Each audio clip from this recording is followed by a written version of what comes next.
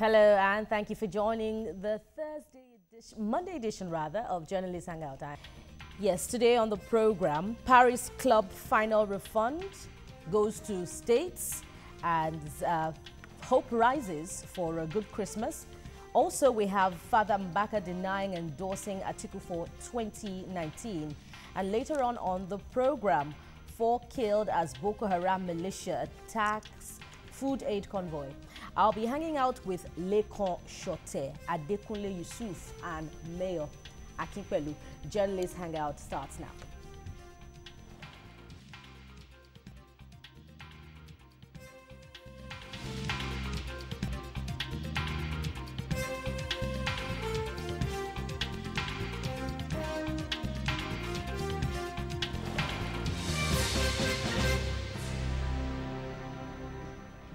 Now, in the last 2 years, state workers in Nigeria have been living in pitiable conditions. Many of them are living in desperate poverty, and some have taken the easy way out by committing suicide. They're owed months and months of salaries by their employers. Like salesmen, their employers' arguments are at best an annoying glib. Many of them blame their bankruptcy on dwindling fortunes of the federal government. As they hung on the edge of a cliff, President Buhari gave them bailouts and Paris Club refund. Today, these interventions are yet to address the hopelessness of some workers. Now, getting paid for work done still remains a wish in many states. That's true. As the year winds down, there are indications that there is finally light at the end of the tunnel. Reports say the federal government has paid states the final tranche of Paris Club refunds and the November federal allocation. Will these revenues translate into a better life for Nigerian workers? These are some of the issues of what we'll be looking at on Journalist Hangout today as I introduce my guests. Lekon Shote, thank you for joining us. Thank you. Adekunle Yusuf, who just won an award. Congratulations, by the way. Thank you. And we have publisher Mayor Akinpelu. Thank you for joining us on Journalist Hangout. Thank you. Now, should Nigerian workers be rejoicing as states get the final tranche of the Paris Club debt refund, which, by the way, brings to about 100 billion that states have collected so far? This is a third. Lekon, let's start with you. Sometimes I wonder, when your surname is Wemimo, and I ask myself, is it like you have been well explained by the Holy Spirit? You can say that. Yeah, I looked at this. Can the workers rejoice? Have they been rejoicing even with the previous first and second tranche that the governments are? It depends on the whims and caprices of the governments. You know, you and I know we keep talking, even we in the press, keep talking about fiscal federalism. We talk about separation of powers for the federal government. So the federal government should not have an overbearing presence over the states. And the governors are taking the fullest advantage of this. And rather than address the issues of the people who voted them, because workers contribute to the government in 2 ways. By voting, and then the paying tax that they pay to finance the government, and then you don't pay them their salaries. It's, as far as I'm concerned, it's not yet Uhuru, as they say. It's not yet Uhuru. I'm not rejoicing at the result of this.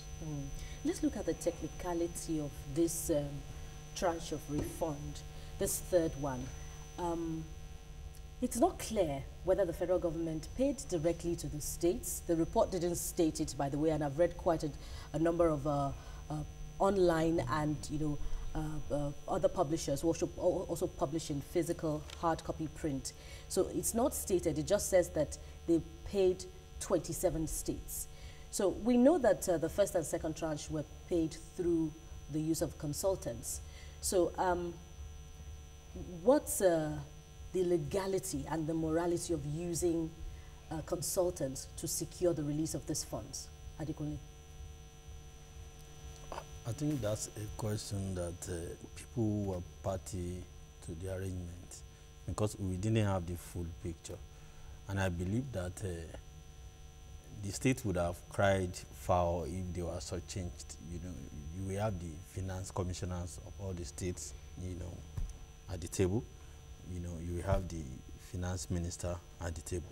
But whatever the modalities they employed in payment, in the payment, what matters most is what you use the money for. But if you look at it as an independent observer, why should the federal government or the state government use the services of consultants who are insisting on getting between 10 and 30% of the funds released?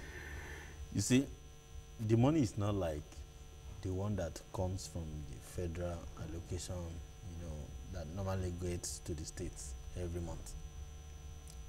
If you trace the history of the fund, it was long time ago, you know, the overpayments that were made, you know, but because now we had some of these excess payments, then redistribute it among the states. I don't care about who helped them to do all this. What I care about is what you use the money for. Because when you look at the states, I saw headlines that hope rises for workers. I don't see any hope. Because what we have today is, we have deceit. We call it governance. You look at the state level, what you see in Nigeria, what you have is deceit. There's no governance. You know, when you see proposed governance, you know that, oh, this is for the people. All the money that accrues to each of the states, what do they do with it? But when you blame the state government, you also have to look deeper. No matter what you give the states, if there is purposeful governance, what should you do? You right size. Pay whatever they do, but you right size. Many of these states, they know there is no amount of money they get. They can't continue with the wage bill. And this is very, very sad. I'm not trying to, you know, justify the recklessness of some of these governors. No, I'm not trying to say that. But will you get another Paris, you know, refund again? If you have to leave, this is the final round. By the way, you have to leave, but you have to leave. I mean, the welfare of workers is tied to Paris fund refund. I don't believe so. Any state that, you know, relies on refund from Paris money to pay the workers, that state is not viable. That is the simplest way to describe it. Because when you take it today, you are expecting another one, you do it, you are expecting another one. Now this is the final tranche. So who pays you another Paris refund? Then what happens to the workers? Believe me, there is life after Christmas. People are saying they will have good Christmas. After Christmas, the hunger will return. The hopelessness will return. The suffering will return. Why don't we take the bull by the horn? Please solve this problem once and for all. Whatever is it, look at the picture. Must you keep an overbloated, you know? Mayor, would you subscribe to Adekunle's neutrality on the legality of using the service of consultants? Let me start by saying that why they have to use consultants is because for you to get the funds, it's like you want to try to negotiate with your bankers that you have been overcharged in your account. You need to get an auditor or somebody that is knowledgeable in it to be able to assist you and be able to get what belongs to you or what you deserve to collect. But they're not getting these funds from no. What the reason because it's the international community. Yes. They're getting it directly from the federal government. No. I'm saying that the consultants, why the consultants were involved at the initial stage was because when you are collecting a refund, you have to calculate what is due to each state, what you yourself supposed to collect from the Paris Club. You understand? So you need some experts to be able to help you do some of those things. Isn't that why we have professionals at the Ministry of Finance? Yes, but even in ministries, you see that they use consultants for everything. Even if they want to do a road or when they want to do a bridge, because there are some people that are more knowledgeable in those things that will give advice. That's why they are consultants. That's the reason for that one. But the use of consultants increases the cost and shortchanges the end user, as state workers have been shortchanged now to the tune of about 53 billion naira, which Ned Nwoko is asking the NGF for. And not just Ned Nwoko, there's also Melrose, there's also Moritz Walton, who also has issues with the way the NGF is disbursing these funds. I agree. But you see, like I said, sometimes in business or in negotiation, you need consultants. But the problem is that those consultants don't come cheap because they try to charge their fees in terms of percentages. I agree that it will add to the overall cost of getting the funds, but you have to look at it. We don't have all the details, so we don't know what will pay them more. If the consultants will be able to get more. For example, if you, on your own, negotiate with Paris Club, and what you can get is, say, 10 billion. And you can get a consultant who can help you get 50 billion. That's understandable if That's you're what I'm saying. negotiating with the So Paris Club. But it's between the NGF and the federal government now. Yes, I know. That's Unless we are wrong on this one. Yes, No, that's what I said. So the consultants must have been, they must have taken the consultants for part one for their expertise. Two, government has a way of doing things, and part of the things is that they always bring in consultants, which I agree that sometimes it's not every time that is really helpful, yes, but that's the way they do things. That's part of the problems of using consultants. That's why I said, even when they want to do a bridge or they want to build a road, you understand, they will still need a consultant that will give them what it costs, what they should do. Despite having federal ministry of works. So that's how that works. For the last batch of this that they are collecting now, that the states are collecting, I just think that we are postponing the doomsday. Our problem is that we think that when we close our eyes, problem will move away. No. If you know that by the beginning of this administration, a lot of states could not pay salaries, so federal government had to give them bailouts. So I think we are going to go back to bailouts because a lot of states cannot meet the demands of their wage bill. That's the truth. So it's either like he said, it's either we downsize or then try to cost waste, because a lot of governors themselves, what they give themselves as security votes is ridiculous. A lot of states that cannot pay salaries still pay huge amount of money as security votes. So they too have to cost waste in governance and see how they can manage their states. Because a lot of these states cannot, they're not solvent, so they cannot pay.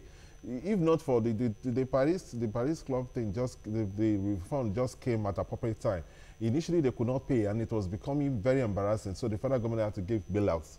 And I see that, a lot of these states will not still pay salary. They could pay this December, so that some workers will be happy. But we should be mindful that their states are owing 8 to 10 months. Some states are owing 12 months. 12 months. In Kogi State. That's what I'm saying. So when you owe somebody 12 months, and you get this refund, and you pay, let's say, 2 months out of it, you still have 10 months to pay. By January, February, you go back to the way things are, and you start piling up the things again. Because if you don't get the refund, and there is no government bailout, these states cannot meet their... Lekon, are you so convinced about the use of consultants for the securing of the Paris Club refund? Okay, this issue jars you a lot. Well, why a consultant? Or why Paris Fraud refund in the first place? You recall the debt forgiveness that General Basanjo was able to get for us. That is actually why there is that refund, because money has been taken on behalf of all the tiers of government, to pay, to service the debts. And now that about half of it was forgiven. Yes. Yeah. So it means then that they have to work out how much has been deducted from allocations to states, And I tell you, I'm an accountant. I know how these things work. Oh, fine. People, if you don't understand finances, for you to tell the federal government, this is how much we have been getting for the past, so many years. These are the deductions that you have been making, from our allocations due to us in the last whenever number of years. Please, our calculations is that you owe us so much. This is it. If you dispute it, let us know. So this consultant will now sit down with the people in the federal government, Ministry of Finance, our the DMO, and work out and agree, on how much exactly is owed. That is how you can put a figure on the amount owed. That, okay, this is it. Just like I found out that I was a civil servant. A lot of us, we just get out of university and go to the civil service and will rise up to become PAMSECs without ever having experiences of life, you know, on the hard knocks street. Do you understand? I was about early this month, in January or February, I was in a meeting in Abuja with some civil servants, and we're talking about the textile industry, which I'm very conversant with. And this man was talking. Practically everything he was saying was off point. And I said, excuse me, have you been on a factory floor before? Do you know how to get a factory moving? How to get machines moving, how to get diesel, how to get a generator moving, how to get water, how to get your staff, and so on. A lot of people just don't know these things. But that is not to say that some of them are not exposed to some of these things. By virtue of their schedule, some are exposed, but certainly not at the state level. Not at the state level. We don't have that kind of capacity. That was why when I recall when the federal government established the NYSC in 1973 or 74, they sent accountants from the Federal Ministry of Finance to go set up the accounting departments in the various states. So some of them know a bit of some things, you know. Don't forget there's somebody who is like a economic advisor to the minister, to the vice president, Dr. I forgot his name now. He has been in that area for a very long time, and that is what qualified him to be the technical assistant to the vice president on economic affairs. So it's a specialized area. And then don't also forget that you may be dealing with the JP Morgans of this world.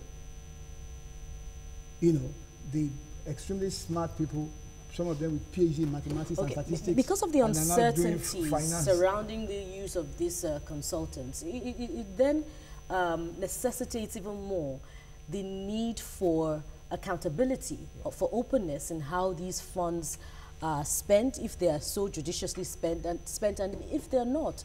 But the sad reality is the opaqueness of the whole process. How do states, the citizens who are supposed to be beneficiaries of these funds, how do they demand accountability? Two civil servants have committed suicide in Kogi State. In fact, that's my problem with that. Because I agree that because of federalism, the federal government does not really have power to tell the states what to do and how to spend the funds accrued to them. But in this instance, that the fund is a refund, and the federal government is like serving as the clearing point for it. I think there should be a level of accountability. The federal government should demand a level. I think they wanted to do it at a time to say, okay, if we give you the first tranche, you have to account for it. Then we'll give you the second one. If you know that some states were delayed for the second time because they said they've not submitted the report. But I don't know what's doing that now, because there should be a form of accountability, because that's the problem. You know, we've had stories of how some people diverted what was supposed to be Paris reforms. Some were supposed to have used it to build hotels and all that. So it is not enough to say, okay, we'll give me this state X amount of money from Paris reforms so that the state will be able to pay salaries. The federal government must be able to, or there should be a mechanism in place that will be able to monitor that that money was used for what it's supposed to be used for.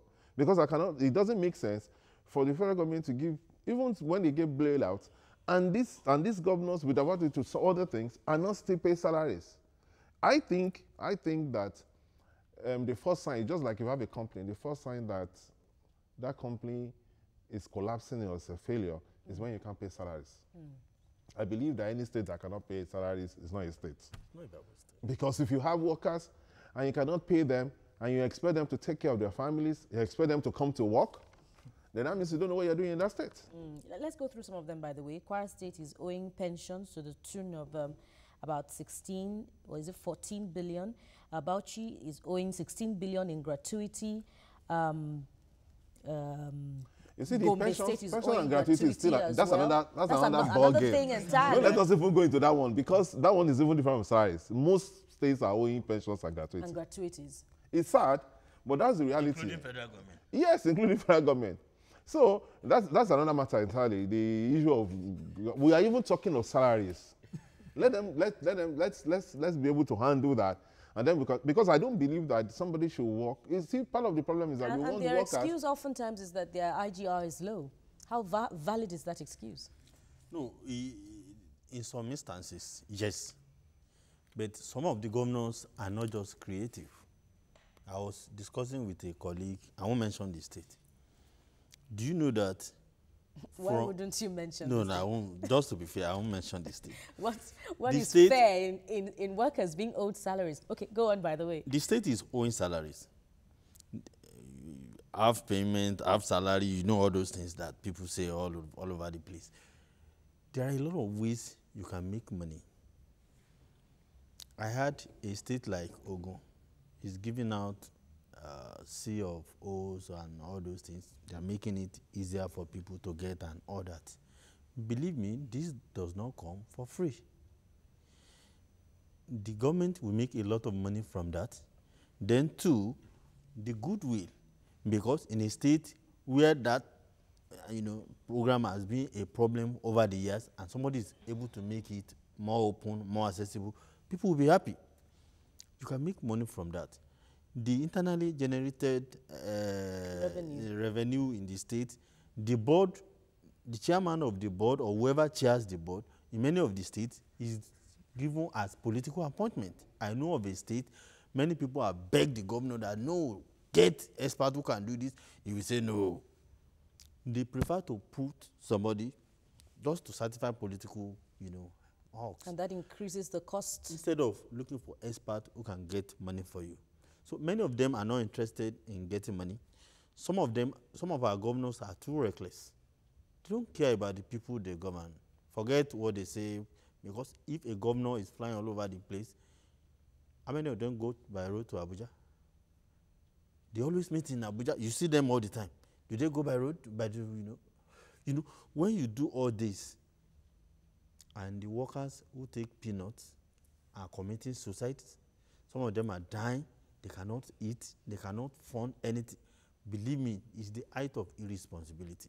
Unfortunately, from Abuja's end, it's like you have given the governors too much leeway. Of course, that's what the Constitution says, but our level of political maturity does not deserve it.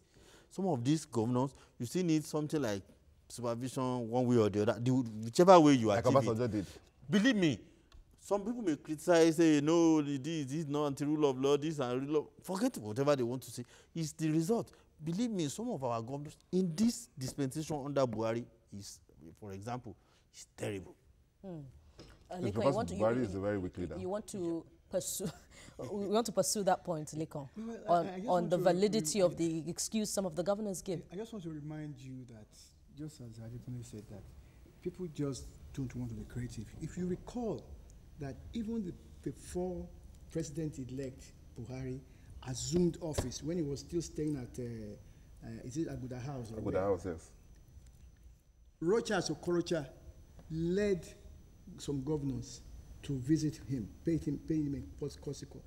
The major issue of discussion was salary arrears to an incoming president. If that is the first issue that you are going to discuss, it just tells me that you should not have him in that office in the first place.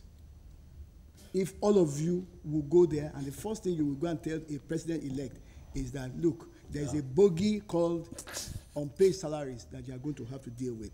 You will solve it. We don't have to solve it, even though we accumulated the cost. And I think somebody says some governors are naughty.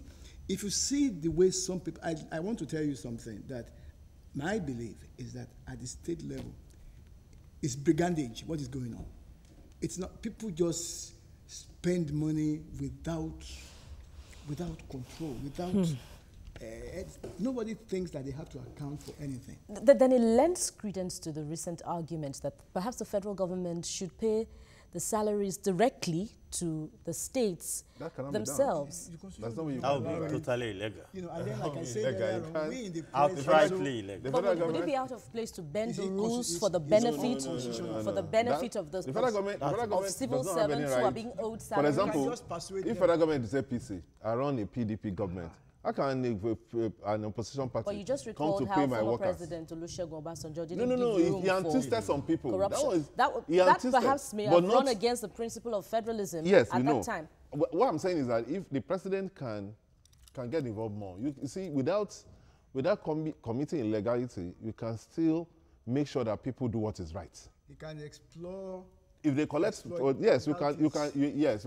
can make sure that people do what is right, but not that you will pay the workers directly. That's not possible. Okay, hold on that thought. We have Akimade from Ibadan. I hope I got that.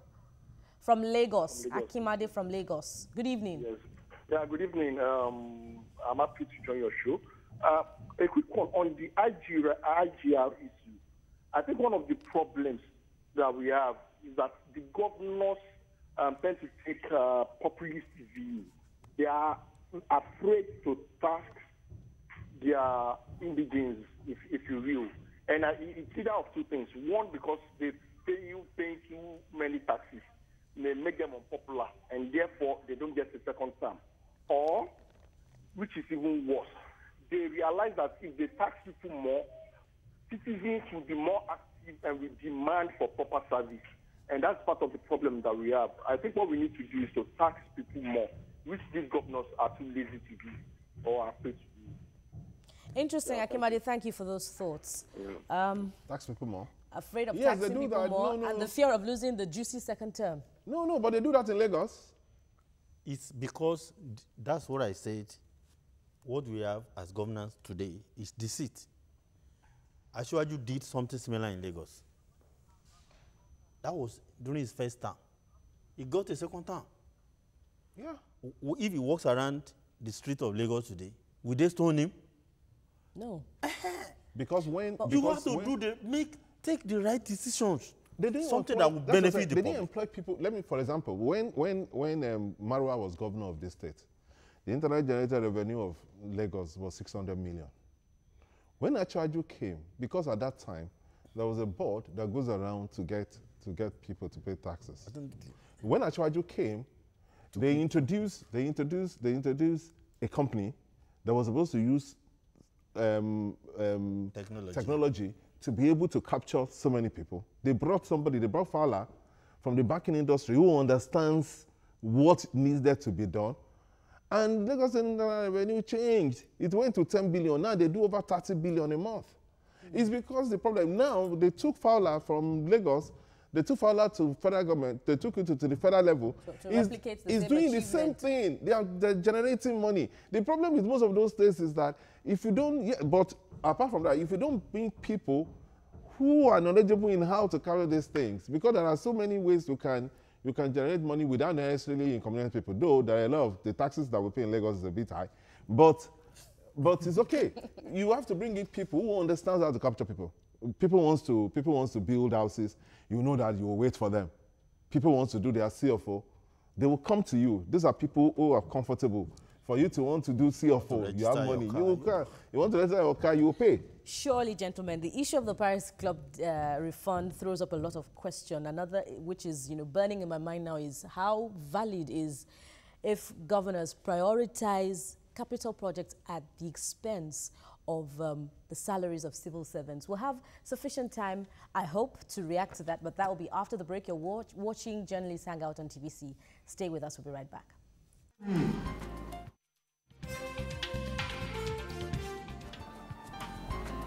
The governor of Kano State, I do watch journalists hang out. I don't miss it. I ask you, please don't miss it. Thank you.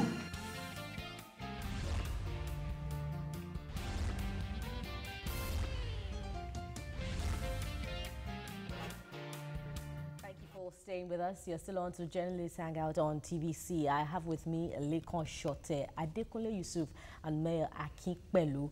We're looking at the release of the final tranche of the Paris Club refund to 27 states of the Federation.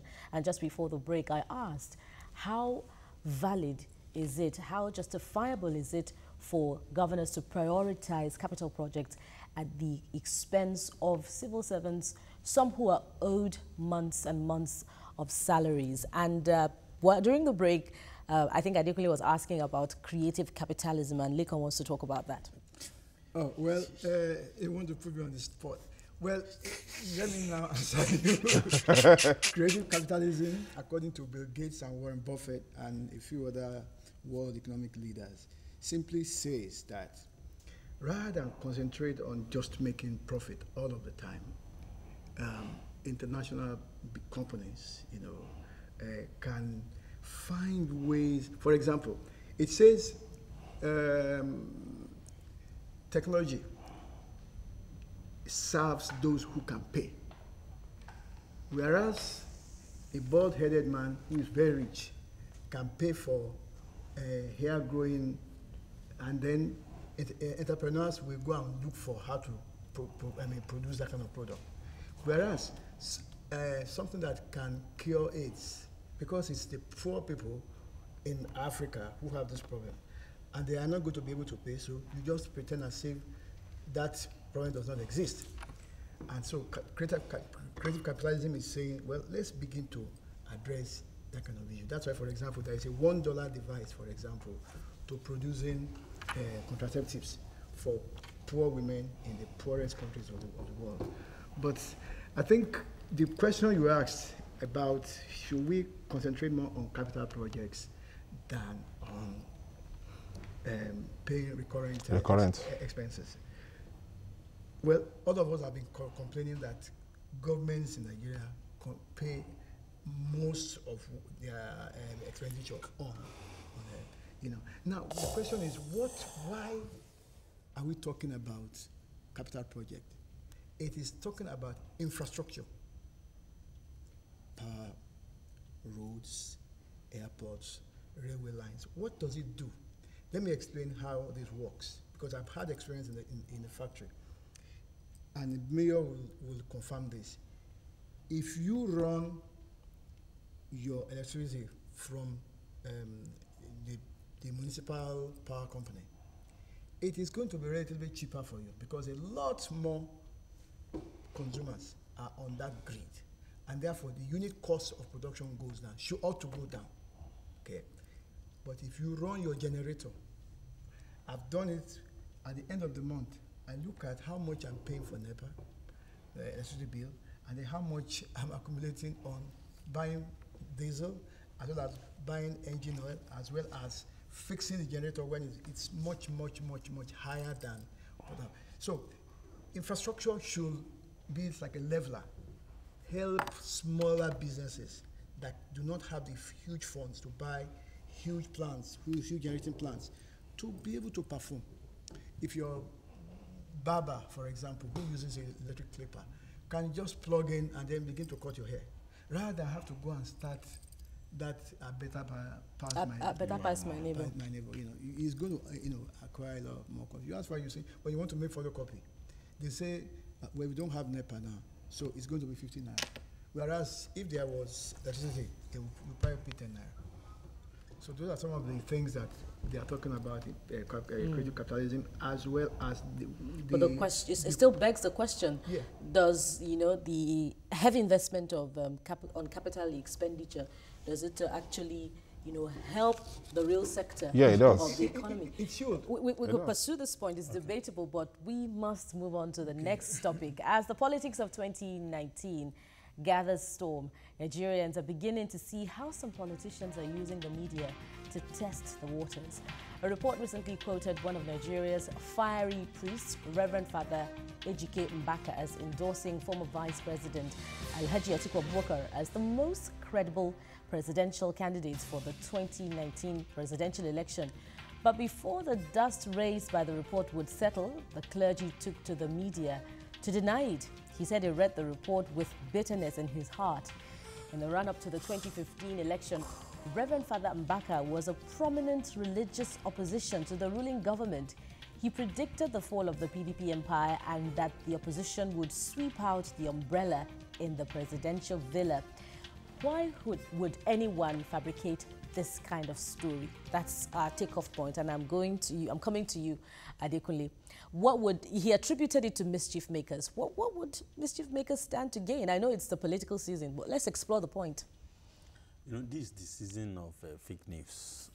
Yes, this is the season of and fake news will be profitable because 2019 is around the ruling corner. Yes, the ruling government also benefited immensely from it. From fake news. Yes, you know, you remember during Jonathan, you know, so, you know, no, we have to be very objective here. You see, this man of God, you know, you will see the kind of, the way his popularity is rising. So if one person endorsing another, is likely to win more souls than, you know. So I think that's the point some people wanted to make. That's to exploit the popularity of that man to help the political ambition of, you know, the former vice president. But whoever is behind this is not even helping, you know, the vice president. I don't think it's the right thing to do, because now that the man of God has come out to say there was nothing like that, that he has never spoken about, you know, the former vice president, that God has never shown him, or God has never told him anything about the former yet. Well, I don't know. For now, that's because 2019 is around the corner. Who is Father Mbaka to endorse article? Who is Father Mbaka? I'm coming. But when you look at it, how did we fall to this? What kind of Father Mbaka? Who is Father Mbaka? We profess religion as if, whereas we are not. I don't want to say. We make these men of God. We make these men of, we just men of God. We try to ascribe some powers to some people, powers that they don't have. Who is Father Mbaka to endorse article? Who is he? But his prophecy. No, which prophecy? But when he prophesied, that is that the broom will sweep out the umbrella out of Asoro. And indeed, the broom did. Let me tell something. In 2015. Wait. It is no. Absolutely. So are you saying that because Father Mbaka said Buhari will win, that's why he won? No. You see, some people will believe that. Some people will now believe that. When you own a church or you are head of a church, you have the right to say whatever you like. Everybody can say whatever they like. It is the duty of the media to report news. Yeah. So if a popular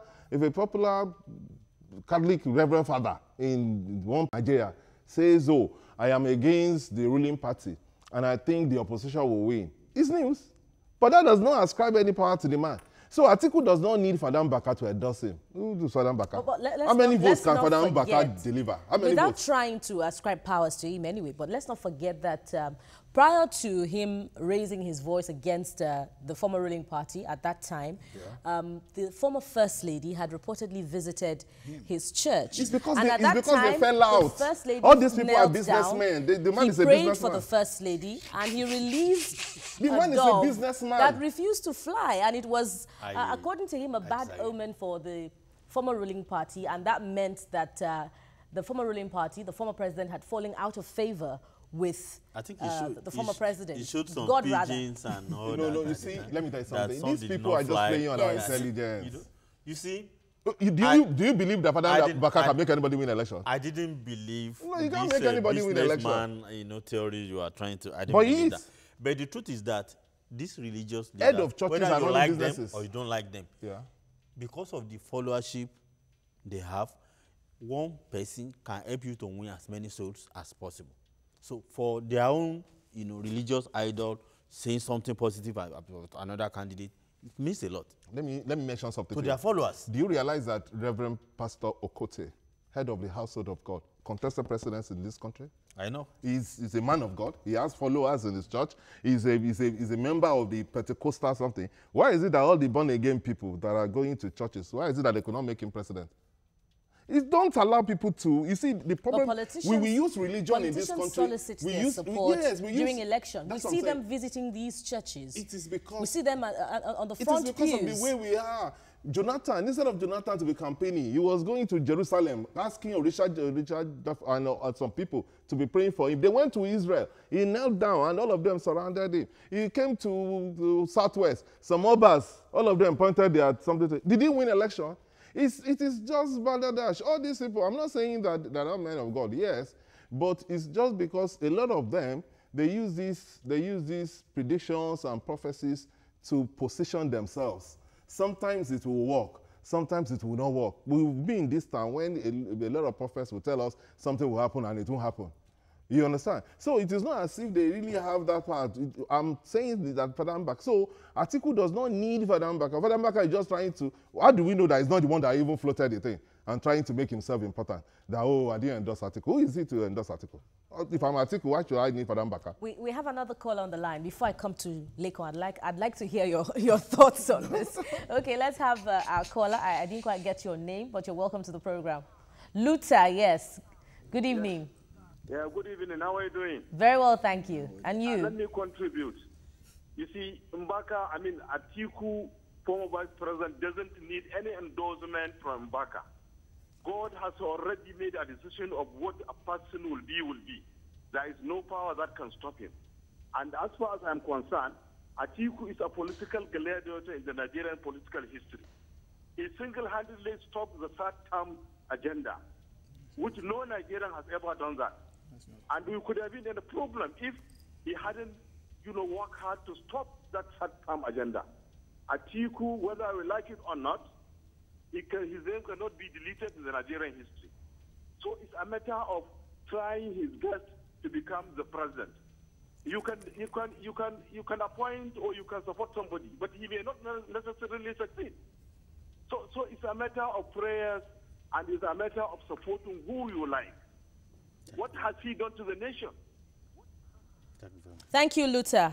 Luther made a very valid point, but he's talked about how the former vice president stopped the third-term agenda at the time. But let's not lose sight of the discussion. Leko, I'd like to hear your thoughts on Reverend Father Mbaka's purported support, which he has denied for the former president. I'm going to take you down religious history. The prophets of old in Israel, let's talk about Jeremiah, let's talk about Samuel. Their jobs, they were like judges, and they spoke truth to power. First, they pointed the way to the people and said, my people, you are not living righteously. This, and God has spoken to me to tell you that you are not living righteously, and you should please mend your ways. And then they also spoke to power, to the authorities. You recall that when Samuel told Saul to wipe out the entire Amalekites, he saved the king as well as the goats. And Samuel came and said, I hear the sound. He said, I just, please, obedience is better than sacrifice. And then he himself wiped off those things and the king. Now, the point is this, that is the history of, shall we say, prophets, of at least one religion in Nigeria that is very popular, especially in the South and the Southeast. I lived in the Southeast for about 4 years or so, and I know how the Roman Catholic Church is very, very entrenched. If a member of your family is a father, is a reverend or nun, that's like a sign of, as if God has well your family, if I can put it like that. You understand what I'm saying? It goes beyond, there's a sociology of religion, in that environment. So Father Mbaka speaking, especially apart from being a priest of the Catholic Church, he also has a ministry that people come for. I recall there was somebody called Father Ede in a place called Elele in Rivers, between Owerri and I think it's Zombe. The Port Harcourt Airport. Whenever they have a program, the entire road is jammed. When you're coming from Port Harcourt Airport, you can't move. That is how popular, how deeply rooted the Catholic Church is in the East. So if he wants to play mischief, he can pretty much do it. Do you understand? He will have people who will listen to him. At least those who come to his adoration ministry. You know what, Lincoln, I'm very glad that you raised the point about the role of men of God speaking truth to power. Let's look at that. That brings us to the next point, which is how important it is to look at Reverend Father Mbaka's antecedents himself. It is very important to be objective here, even though he's a man of God. He has been very vocal in the last 2 years where politics is concerned. He has rejected a former government, supported the current government. He talked about plans to kill the president. He's spoken about the president's health. His headlines are everywhere. He's talked about, and you know, to this current government as well, he has talked about how Nigerians may not vote for him in 2019. He said that, you yes. know, so where do you draw the line between caution and carelessness in the involvement of men of God in speaking truth to power? Kunle. Well, in fairness to Reverend, or is it Father Mbaka? Reverend Father. Okay, Reverend Father Mbaka. You see the way I rejected his businessman theory at the time. You see, many of them... I'm not saying Mbaka, I'm referring to Christendom now, the pastors in Nigeria. Okay. They are running businesses. What Lincoln just said is the idea. But the religious leaders in Nigeria are not doing that. At all. They are the business type that he just spoke, and I agree with him on that. But let's narrow it down to Mbaka now. You will see the Mbaka I know most times does not prophesy. You can sit down because of your knowledge of Nigeria, you are current with information, just analyze and look at trends. That is what he does most of the times, especially under this administration. There were times they will twist it, there were times they will blow it up and all that, but the truth is that most of the times he does analysis of situations in Nigeria. You don't think he prophesied? No, he does not. He doesn't. No, the last time he prophesied was when the former first lady, you know, had to go to him. You know, she knelt down for prayers. Then she went there with camera and all that. She wanted the man of God to endorse and talk about her husband's, you know, second-term ambition. Then Mbaka now said, okay, after all the prayers, that God has not revealed to me what will happen, that I will do this kind of prayer and this, and by so time I will come out with whatever. But by the time he came out, the man said he put some PG in this and some didn't fly and this and that. You know all the story. You see, that one may have some semblance. No, I do. Of what? Of his own of prophecy. Some people will believe it that way. No, you see, we make our men of God to be... The problem we have in this country, religion is part of it. In fact, it's a major problem that we have. It's part of it. But religion is experiential. Okay. It's personal and experiential. Yes, but you see, but here, people believe so much in their pastors. You see, why are pastors living large and a lot of the members of the congregation are poor? Because people believe, they also believe that whatever they do in church, they are doing for God. They deceive themselves which is not true. You think that when you go to church, you go and do bad things. You will not love your neighbor as thyself. You will not follow the commandment of God. Then you will not come to church on Sunday. You'll be deceiving yourself that if you give money to us tithe and offering, you can't bribe God. You are just giving it to the church and the pastor. That's the person you're giving the money to. So when you want to say that, it's not as if they don't have influence. I concede that they have followers and a lot of pastors have influence. But I'm saying that the Jonathan experience taught us that if you rely on pastors, that does not make you president. Because a lot of Christians supported him, a lot of pastors supported him, and he lost. That's fact. And that is where we will drop the anchor on Journalist Hangout today. We urge you to join us again tomorrow for another interesting edition of the program. You can watch the repeat broadcast tonight at 11. You can also watch Journalist Hangout on other platforms showing on the screen and on YouTube at youtube.com/TVC News Nigeria. Our feedback channel is Journalist Hangout at tvcnews.tv. I am Bukola Samuel Wenimo. Bye for now, and God bless Nigeria.